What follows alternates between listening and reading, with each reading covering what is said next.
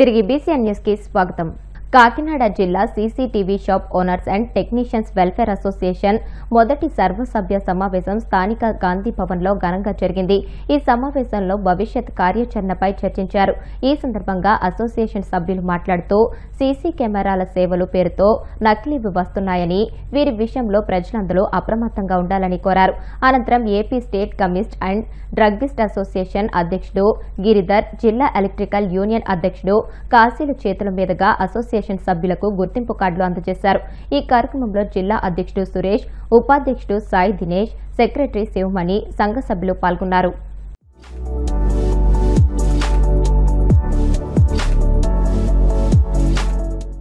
మేము లాస్ట్ ఫిబ్రవరి నెలలో యూనియన్ స్థాపించడం కోసం అవగాహన సదస్సు పెట్టడం జరిగింది.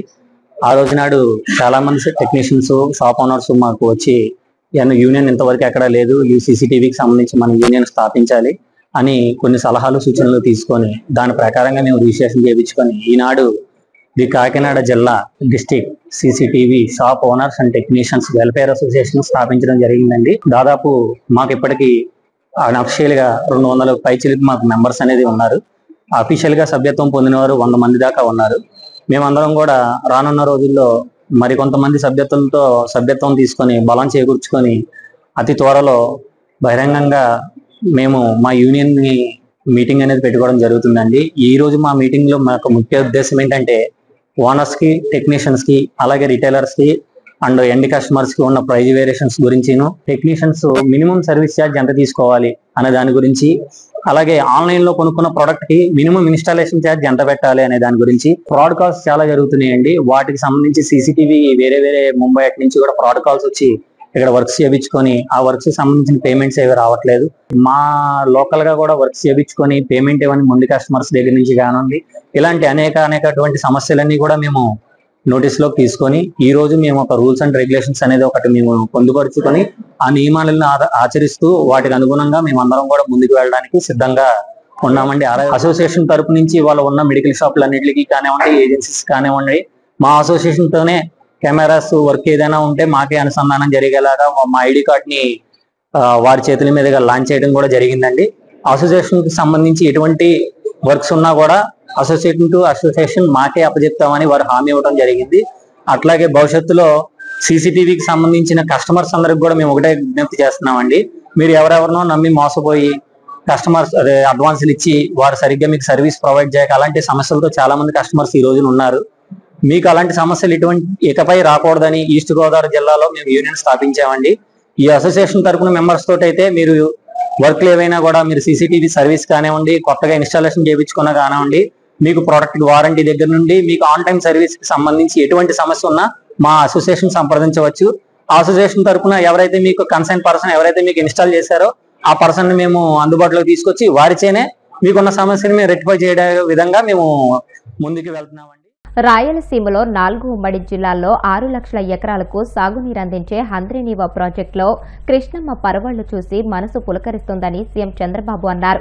ప్రతి ప్రాజెక్టు నిండేలా, ప్రతి చెరువుకు నీరందేలా, చివరి భూములను సైతం తడిపేలా హంద్రీనీవా కాల్వల్లోని నీటి ప్రవాహం రైతన్నల ఆశలను, ఆకాంక్షలను తీరుస్తుందని చెప్పారు. రికార్డు సమయంలో కాల్వల విస్తరణ చేపట్టిన కారణంగానే ఈ సీజన్లో చివరి భూములకు నీరందించాలనే తమ కల సాకారమవుతుందని తెలియజేశారు. రైతుల సంతోషం తమ సంకల్పానికి మరింత బలాన్నిస్తోందని ఆయన ఎక్స్ లో పోస్ట్ చేశారు.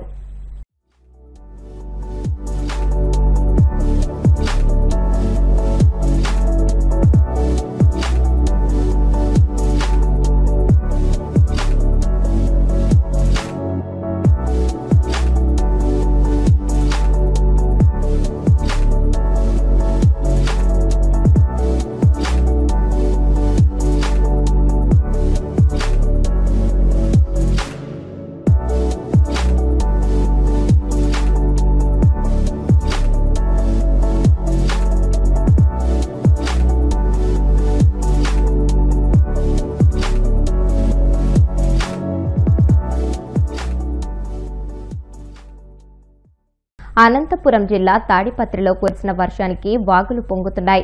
పెన్నా నది వద్ద ఉద్రిక్తతకి బుగ్గ వద్ద తాత్కాలిక వంతెన కొట్టుకుపోయింది. దీంతో తాడిపత్రి నంద్యాల మార్గంలో 3 కిలోమీటర్ల మేర ట్రాఫిక్ జామ్ అయింది. ఆవుల తిప్పాయిపల్లి సమీపంలో వంక ఉద్రిక్తంగా ప్రవహిస్తుంది. వాగు దాటడానికి జీపు డ్రైవర్ ప్రయత్నించగా వాహనం నీటిలో కొట్టుకుపోయింది. డ్రైవర్ బయటకు దూకి ప్రాణాలు కాపాడుకున్నాడు. ఆంధ్రప్రదేశ్ ప్రభుత్వం చేపడుతున్న బనకచెర్ల ప్రాజెక్టు వల్ల తెలంగాణకు నష్టం వాటిల్లుతుందని, ఆ ప్రాజెక్టును అడ్డుకుని తీరుతామని తెలంగాణ ఉప ముఖ్యమంత్రి మల్లు భట్టి విక్రమార్క, నీటిపారుదల శాఖ మంత్రి ఉత్తమ్ కుమార్ రెడ్డి స్పష్టం చేశారు. రాయలసీమ ఎత్తిపోతల పథకం నిర్మాణం కూడా ఏపీ ప్రభుత్వం నిలిపివేయాలని ఆయన డిమాండ్ చేశారు. ముఖ్యమంత్రి రేవంత్ రెడ్డి, మంత్రి ఉత్తమ్ కుమార్ రెడ్డి ఫిర్యాదుతో బనకచెర్ల ప్రాజెక్టు అనుమతులు నిలిచిపోయాయని భట్టి విక్రమార్క తెలియజేశారు.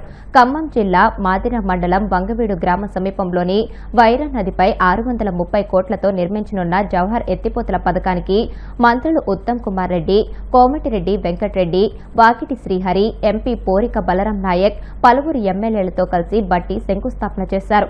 అనంతరం ములుగు జిల్లా తుపాకులగూడెం వద్ద నిర్మించిన సమ్మక్క సాగర్ బ్యారేజీ, దేవాదుల ప్రాజెక్టులను సందర్శించి సమీక్షించారు.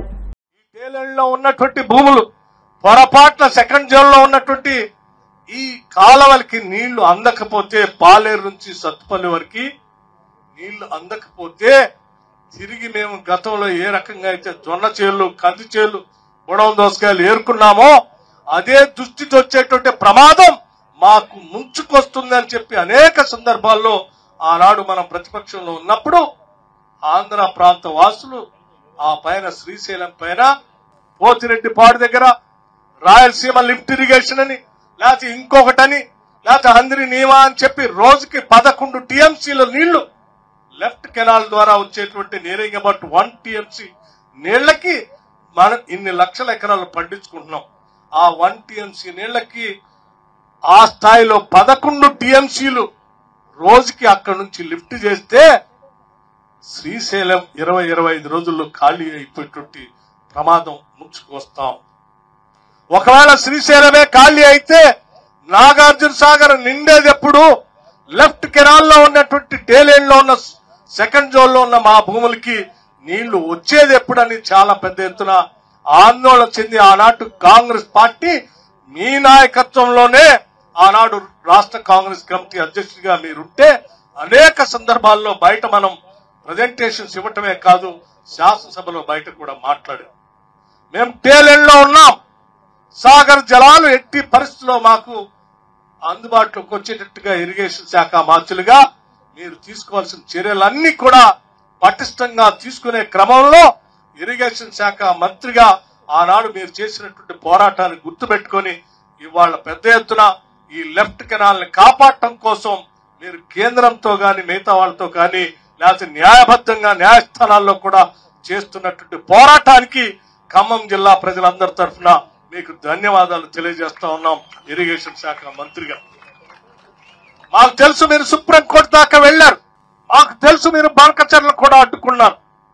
మీరు ఈ రాష్ట్ర ముఖ్యమంత్రి రేవంత్ రెడ్డి గారు ఢిల్లీకి వెళ్లి ఇరిగేషన్ సంబంధించి జలవనరుల శాఖ మంత్రితో అవసరమైతే కోర్టులో కూడా వేస్తామని చెప్పి అడ్డంగా మీరు నిటారుగా నిలబడ్డారు కాబట్టే ఇవాళ బనకచెర్లైనా ఆగింది, లేకపోతే రాయలసీమ దగ్గర లిఫ్ట్ చేసే నీళ్లైనా ఆగాయి. మీ శ్రమని తప్పనిసరిగా ఈ జవహర్ లిఫ్ట్ ఇరిగేషన్ ద్వారా నీళ్లు పొందుతున్న మేమే కాదు, ఈ లెఫ్ట్ కెనాల్ ద్వారా నీళ్లు పారేటువంటి సాగర్ రైతాంగ ఆయకట్టు సోదరులు అందరం తరఫున మీకు మేము ప్రత్యేకంగా ముఖ్యమంత్రికి మీకు ధన్యవాదాలు తెలియజేస్తాం. ఇప్పుడు ఆపటమే కాదు, భవిష్యత్తులో కూడా అవి పోకుండా చూడాల్సినటువంటి బాధ్యత మనందరి పైన ఉంది. ఇదే వేదిక నుంచి ఆంధ్రప్రదేశ్ ముఖ్యమంత్రి గారిని కూడా మేము కోరుతా ఉన్నాం, ఆ రాయలసీమ లిఫ్ట్ ఇరిగేషన్ అనే దాన్ని మీరు దయచేసి ఆపండి. ఆ లిఫ్ట్ ఇరిగేషన్ ద్వారా మీరు రోజుకి 3 టీఎంసీలు తీసుకొని గతంలో ఉన్నటువంటి 8 టీఎంసీలు కలుపుకొని 11 టీఎంసీలు కొడితే మా ప్రాంత వాసులు, ముఖ్యంగా నల్లగొండకి, ఖమ్మం జిల్లా వాసులకి, ముఖ్యంగా ఎరుపాలెం, మదిర, సత్తుపల్లి ప్రాంత రైతాంగ సోదరులందరికీ కూడా అత్యంత నష్టం జరిగేటువంటి ఆ కార్యక్రమం ఆపాల్సిందిగా ఈ వేదిక నుంచి వారికి విజ్ఞప్తి చేస్తా ఉన్నాను. మీరు చేసే పోరాటానికి మేమంతా మీ వెనక ఉండి మద్దతు ఇచ్చి మీతో పాటు నిలబడతామని కూడా ఈ సందర్భంగా మనం చేస్తాం. వార్తలు ముగించే ముందు ముఖ్యాంశాలు మరొకసారి. P4 కార్యక్రమం ద్వారా పేద కుటుంబాల ఆర్థిక అభ్యున్నతికి సీఎం చంద్రబాబు కృషి చేస్తున్నారు. స్పష్టం చేసిన మంత్రి కొండపల్లి శ్రీనివాస్. అంబేద్కర్ రాజ్యాంగంలోని చట్టాలను కూటమి ప్రభుత్వంలోని నేతలు గౌరవించడం లేదు. తీవ్ర స్థాయిలో ధ్వజమెత్తిన వైసీపీ మాజీ ఎమ్మెల్యే టీజేఆర్ సుధాకర్ బాబు. వాడపల్లి వెంకన్న ఆలయంలో ప్రత్యేక పూజలు. మంగళ వాయిద్యాల నడుమ శ్రీ స్వామి అమ్మవార్లకు మేల్కొల్పు సేవ, ఐశ్వర్యలక్ష్మి హోమం. తెలంగాణకు నష్టం కలిగించే బనకచెర్ల ప్రాజెక్టును అడ్డుకుంటామన్న బట్టి. రాయలసీమ ఎత్తిపోతల పథకాన్ని కూడా ఏపీ ప్రభుత్వం నిలిపివేయాలని డిమాండ్. ఈ వార్తలు ఇంతటితో సమాప్తం. మరిన్ని వార్తల కోసం BCN digital YouTube channel, Facebook page ని ఫాలో అవ్వండి. అప్డేటెడ్ వార్తల కోసం ప్లీజ్ సబ్స్క్రైబ్.